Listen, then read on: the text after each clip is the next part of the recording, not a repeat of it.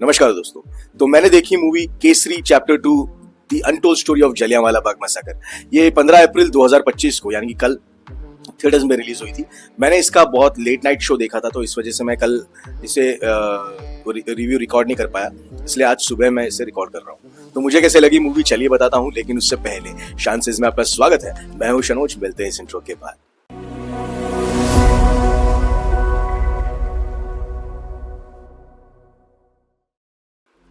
तो जैसे कि टाइटल ही बताता है, ये जलियांवाला बाग मैसेकर के इर्द गिर्द की स्टोरी है।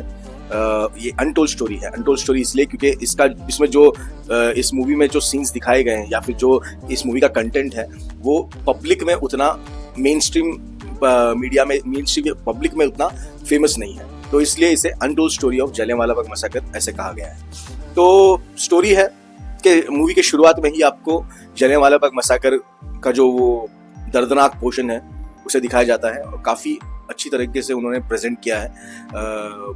आपको विचलित तो करेगा ही, लेकिन वो उतना नहीं है जितना, उतना इम्पैक्टफुल नहीं लगा जितना कि इस मैसेकर को सरदार उधम सिंह में प्रेजेंट किया था।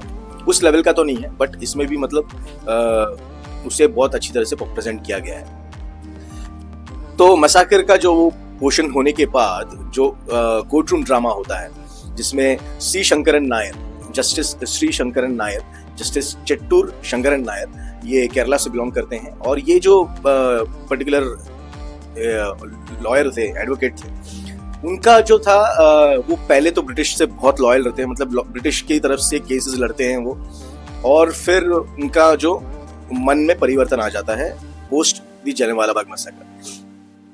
तो वो क्या होता है, कैसे होता है, वो जब एम्पायर के, मतलब अभी तक तो एम्पायर के साथ, एम्पायर के लिए लड़ रहे थे, जब एम्पायर के अगेंस्ट हो जाते हैं तो उनको क्या क्या झेलना पड़ता है और मतलब कैसे उनका जो वो केस जो एम्पायर के अगेंस्ट लड़ते हैं उसके लिए उनको क्या क्या मूव्स लेना पड़ता है, क्या क्या चीज़ें करनी पड़ती है ताकि जनरल रेजिनाल्ड डायर को शिक्षा मिल सके।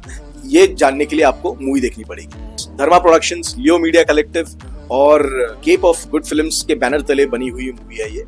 तो अब बात करते हैं इस मूवी के क्रेडिट्स के बारे में। मूवी को डायरेक्ट किया है करण सिंह त्यागी ने।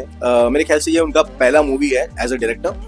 बहुत काफ़ी बढ़िया तरीके से उन्होंने डायरेक्ट किया है। उन्होंने ऐसे ऐसी चीज़ें बताए हैं इस मूवी में जो कि मतलब पब्लिक डोमेन में उतना फेमस नहीं है। जैसे कि मैंने पहले ही कहा कि ये कैसे जो शंकरन नायर है उनको ब्रिटिश ने नाइटहुड से भी नवाजा था, यानी कि उनको सर की पदवी भी दी थी।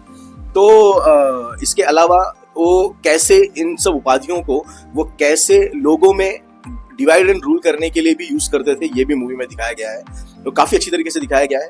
तो मूवी बहुत अच्छी तरह से प्रेजेंट की गई है, बहुत अच्छी तरह से डायरेक्ट की गई है, क्योंकि मूवी की जो स्टोरी है वो एक बुक पर बेस्ड है। बुक का नाम है the case that shook the nation. इस बुक को लिखा है रघु पलट और पुष्पा पलट द्वारा। तो इस मूवी का जो स्क्रीन प्ले है, उस स्क्रीन प्ले को लिखा है करण सिंह त्यागी ने अमृतपाल सिंह बिंद्रा के साथ मिलकर के। स्क्रीन प्ले बहुत टाइट है, मतलब कहीं भी आपको लैग होते हुए नहीं दिखेगा। और एडिटिंग जो किया है नितिन बैद ने किया है एडिटिंग, और नितिन बैद की एडिटिंग बहुत क्रिस्प है, बहुत अच्छी तरह से चलती है। लेकिन इसका एक नेगेटिव पॉइंट भी है, नेगेटिव पॉइंट के बारे में मैं बाद में बात करता हूँ। तो एडिटिंग मूवी की बहुत क्रिस्प है, आपको मतलब कहीं भी लैग होता हुआ नहीं दिखेगा, बहुत क्रिस्प एडिटिंग है, बहुत स्मूथली चलती है स्क्रीन प्ले के साथ सिंक होकर। म्यूजिक कंपोज किया है शाश्वत सचदेव और कविता सेठ और कनिष्क शेख के कॉम्बिनेशन में। तो गाना जो ओ शेरा जो गाना है वो बहुत अच्छा गाना तो है ही, और वो जिस पॉइंट पर आता है, मतलब 2-3 बार उस गाने को, उस जो पोर्शन को रिपीट किया गया है, लेकिन वो जिस पोर्शन में आता है काफी सही तरीके से उसका प्लेसमेंट किया गया है। इसके अलावा एक आइटम सॉन्ग है जिसमें मसाबा गुप्ता है, और आइटम सॉन्ग से मुझे कुछ प्रॉब्लम नहीं है इस मूवी के, क्योंकि मतलब वो नैरेटिव को डिस्टर्ब नहीं करती है, स्टोरी अपने चाल पे चलती जाती है। लेकिन मतलब आइटम सॉन्ग की जरूरत नहीं थी, बट ठीक है, इस मूवी में इतना डिस्टर्ब नहीं करता। यूजुअली क्या होता है और मूवीज में, मतलब आइटम सॉन्ग को कहीं भी प्लेस किया जाता है, वैसा केस नहीं है। इसमें जिस तरीके से उसको प्लेस किया गया है वो स्टोरी के नैरेटिव को ये नहीं करता। बेसिकली मुझे लगता है डायरेक्टर ने थोड़ा वो जो इंटेंस मूड है उसको लाइटन अप करने के लिए थोड़ा मतलब वो पोर्शन डाला हुआ है। कोई बात नहीं है, इट्स फैन। बात करते हैं इस मूवी के परफॉर्मेंसेस के बारे में। इस मूवी में आपको दिखेंगे अक्षय कुमार एज जस्टिस शंकरन नायर, बहुत ज़बरदस्त परफॉर्म किया है। मुझे लगता है कि इस उनके परफॉर्मेंस को देख करके मुझे लगता है कि उनको इस साल नेशनल अवार्ड मिल जाएगा।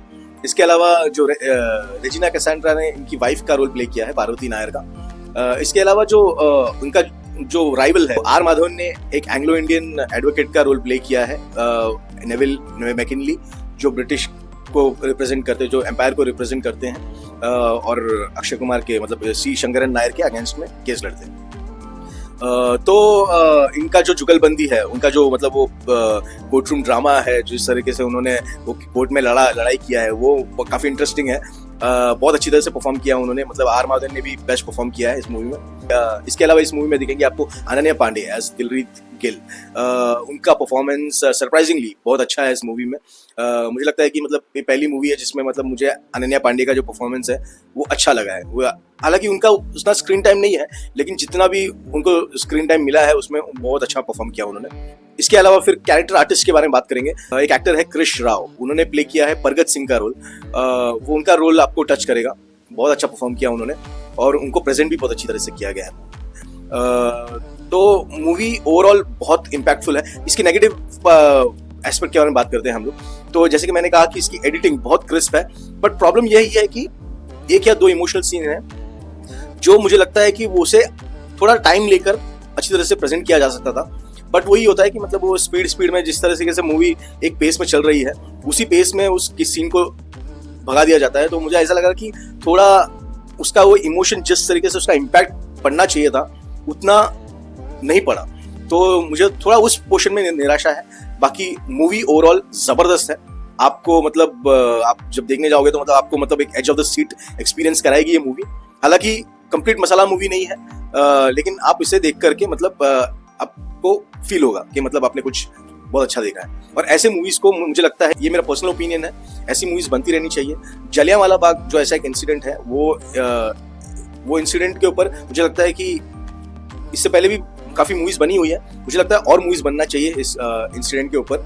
और सिर्फ जलियांवाला बाग नहीं, जितने भी हमारे इंडियन हिस्ट्री से जुड़े हुए इंसिडेंट्स हैं या चैप्टर्स हैं, उनके ऊपर मूवीज बननी चाहिए, ताकि मतलब एक वो होना चाहिए। मुझे ऐसा पर्सनली फील होता है। तो मैं Kesari chapter 2 the untold story of Jallianwala Bagh massacre को दूंगा 3.5 स्टार आउट ऑफ 5।